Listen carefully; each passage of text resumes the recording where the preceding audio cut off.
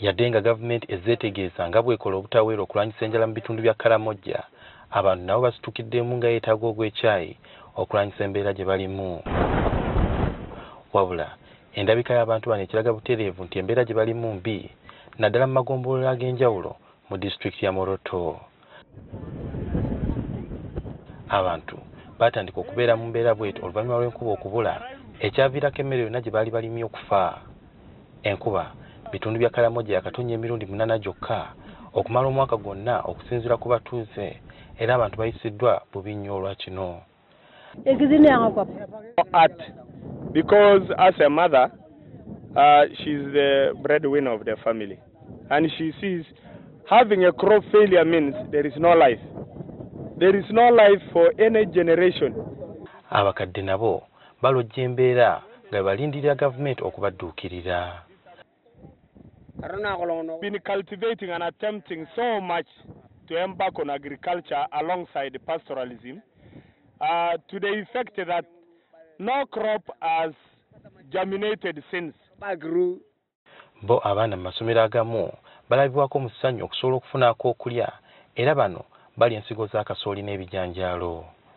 Abamu ku bakulembeze mu disitulikiti ya Moroto bategeezezza nga bwe bamaze dda okufuna ensawo za kasooli 2 n'ez'ebijanjaalo 100 ogabira abantu, era bateekateeka okuzigaba wabula tekimanyiddwa oba zinaamala abatuuze.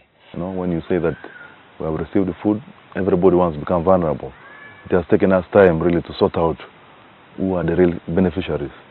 But we are happy that the sub-county chiefs and the parish chiefs have been able to give us the right data, and we are going to target those ones. Although the complaint still remains, communities are asking that they need more food.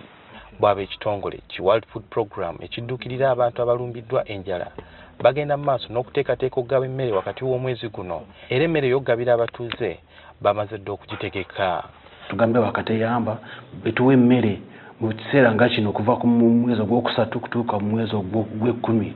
Tubawa mmere buli mwezi, buli omu afuna kilogulamu 9 za kawunga, n'afuna kilogulamu 1 kilograms 2 ez'ebijanjaalo, ate ne bafuna ne half kilogram, kitundu kya kilogram nakane ky'amafuta, tugambe nakane cooking oil. Mu kaseera kano bano bagezaako okulaba nga basunsulamu abalwadde ennyo n'abali obuvi okusobola okubadduukirira ng'embeera tenasajjukira ddala.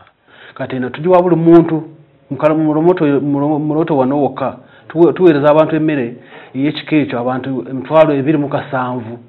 We had to concentrate on the categories of people we wanted to rescue, really, so that this food has an impact.